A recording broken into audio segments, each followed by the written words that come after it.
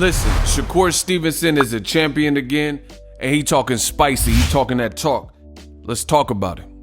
Shakur Stevenson says, and I quote, "I'm the champ again, and I'm advising the rest of the 130-pound division to stay in your lane. I am coming for all the belts now." Talk that talk, Shakur. We gonna speak on this. What up, Fight World? It's your boy Ego, and I'm back with some more boxing. Make sure you smash the like button. Listen, I don't know how you found the video, but somehow you made it. Hit the like button. It's free, painless, it's simple, it's quick, and it helps others find the content. Shakur Stevenson is lit, as you guys heard. He said he's coming for all the straps. 130 wants to unify. This is the attitude that you would expect from a young, hungry lion like Shakur. And after this weekend, his performance, he has a lot to be proud of. Many people doubted Shakur Stevenson, or I can't say doubted in terms of, like, people knew he had skills, but after his last two performances leading up to the Jamel Herring, they had questions. Some people were wondering if Shakur was overhyped or overrated. He shut that down with a quickness, demolishing Jamel Herring. Like, you can't even really give Jamel Herring many rounds, and that's impressive for a two-division champion, someone his age. He's 17-0 or whatnot, and he's been in two weight classes, and he's been a champion. And both fights where he fought for a title, the first time he fought for a vacant title, not really his fault. Oscar Valdez was pressured to fight Shakur and elected to move up, said he couldn't make weight anymore. So he fought for a vacant title. I went to that fight against Joet Gonzalez. There was some tension with the families or whatever was going on there, and Shakur dominated. He really won in dominant fashion. Now for a second time, this is more meaningful because he stepped in. He walked out first, stepped in as the challenger, and he emerged as the champion. So Shakur should be real proud of himself, and he's a top talent. I mean, I don't have many other words to say other than that, based on the fact that both title experiences and opportunities that you had, you really dominated. You won virtually every round of the Joet Gonzalez fight and virtually every round of the Jamel Herring. I probably would give him every single round. And then in this one, it culminated in a stoppage. Now, I don't really like wasting my time, so I'm not going to spend too much time on this. Some people I seen were hating and saying it was a premature stoppage. Listen, it was in the middle of the round 10. There were two other rounds to go. Jamel Herring was down bad, really would have needed a knockout to win. The ebb and flow and the pacing wasn't favoring Jamel Herring. Jamel Herring's body language wasn't looking good. So, I mean, we might as well just dead those premature stoppage conversations. The referee made a executive decision, and we've seen far worse in boxing. I don't think this could be listed as a premature stoppage based on the fact of Jamel Herring. He would have had to do something. Jamel Herring was given an opportunity to continue from the doctors. Even the ringside physicians, they said, let me take a look at him. They let him continue. Anytime you have a cut and the doctors are looking at you, usually fighters are going to know what that means. Hey, I got to put some pep in my step or they may stop it. And Jamel Herring gave up big shots after that point. So that's fair game. So I don't really want to spend too much time talking about that, because I think a lot of people are hating and really trying to take away from what we've seen. And it doesn't change the results. So that's that. It wasn't a premature stoppage. It was a great stoppage, and it was a great performance by Shakur. Moving on, I made a video. Check that video out. It's a detailed video.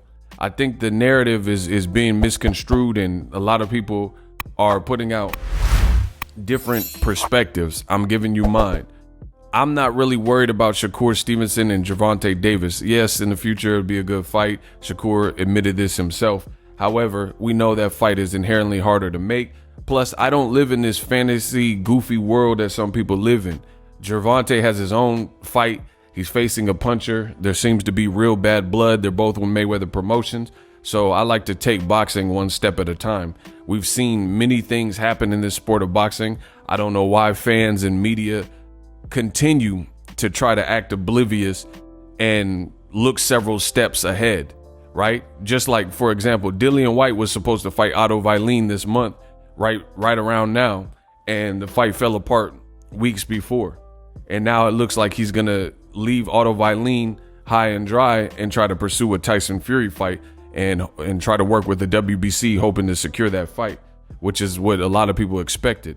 So it makes no sense for me to have a guy who's booked up like Gervonta Davis in a potentially tough fight with at least a very big puncher and stress this Shakur Stevenson. Meanwhile, you got top ranked fighters that are vacant and open, and those fights seem more feasible and doable. And Shakur is telling you via his social media in that post that I read that he's the one and he's trying to unify the division. So I think there's a lot of calamity that ensues and people try to create these diversions from what we should really be talking about in boxing. That's why I'm the best when it comes to this boxing talk in the digital space, in the digital age. I'm the best to ever do it because I stay to what we should be talking about, in my opinion. And, you know, when it comes to this boxing talk, I think it's safe to say I understood the assignment. A lot of people don't understand the assignment. Shakur Stevenson, Oscar Valdez, that is the fight to make. Great clash of styles, both Olympians, both with top rank, make it happen. And you hear these messages from Shakur Stevenson. He says, Oscar Valdez can't continue to duck me. So that shows you he's been pressing his line. What he said about Tank was, hey, that'll be a great fight down the line. I don't know what their personal relationship is, but I'm not really worried about that particular fight straight away. I think boxing, if you got the easy work, you take care of the easy work. That makes more sense to systematically do. You're like, if you're in your house and you're cleaning your house and you can bend down and pick up a piece of paper that fell on the ground, that's easy. It takes a couple seconds versus the bigger, longer projects. And I feel like we all know the politics of boxing. We all know the sides of the street and different promoters with different agendas and prerogatives and stuff like that. So take care of the easy work, which is the in-house fight. Make that, especially when it's a great fight like Oscar Valdez and Shakur Stevenson. Meaningful, great contrast of styles. Some people doubted Shakur Stevenson's power, but he got the stoppage. No one doubts Oscar Valdez's power. They both have showed heart. So it's just an amazing fight. So I think between Shakur being on the same side as Lomachenko, a name he called out, Valdez, and even Teofimo, how come none of the conversations are about Shakur and Teofimo? And these are all top ranked people. You know what I mean? And if we're going to talk about Tank Davis and Shakur, and Tank fought at 140 and 135, and Teo's at 135, and they're all with top rank, why are we not talking about that? So that's my statement on that. Shakur, he has, again, a lot of, his ceiling is high. He has a lot of reason to be hyped right now. He proved things, like it, even when you know stuff, is still something to prove it to yourself by actually completing the task.